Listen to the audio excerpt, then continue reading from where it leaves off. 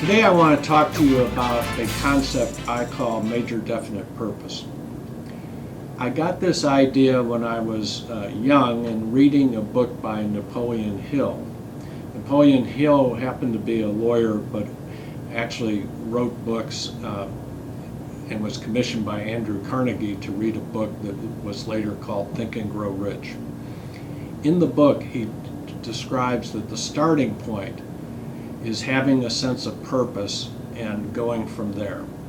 So major definite purpose in my eyes is the intersection of your passion, what you really, really love to do, your talent, and a client need.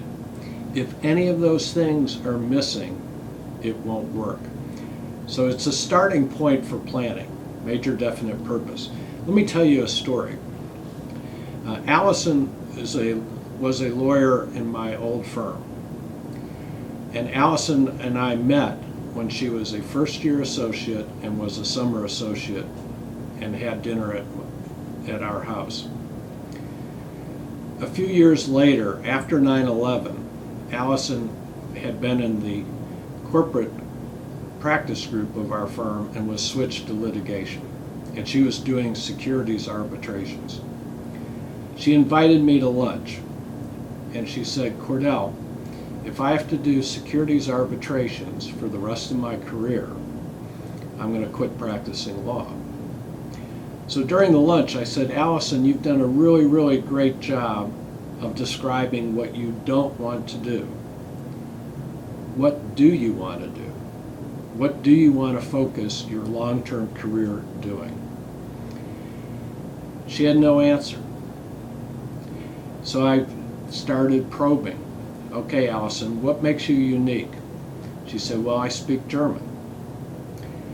And I said, "Well, theoretically, you could do international arbitrations. You could represent German companies doing business in the U.S. You could represent U.S. companies wanting to do business in Germany." Well, I could not see any gleam in her eye. And even though she was interested in the idea, at least more interested than doing securities arbitrations, it was not something that she was passionate about. Near the end of our lunch, Allison looked at me and she said, "I've got an idea, and you have to promise not to laugh."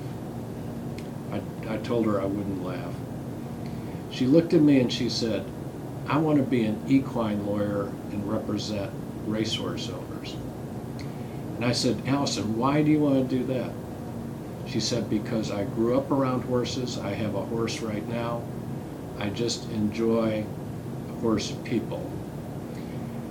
Well, that started her down the path of great success. And you can actually find her webpage and blog that she does. It's Allison Rowe, R-O-W-E, Allison with one L.com. That was her major definite purpose, to represent horse owners and do equine law. All of a sudden, it completely transformed what she was doing on the securities arbitrations. In other words, that was what she was doing currently, but her long-term goal was to develop that practice, and sure enough, she's done a great job of it. So think about your major definite purpose. What are you passionate about? What are you talented doing? And what do your clients need?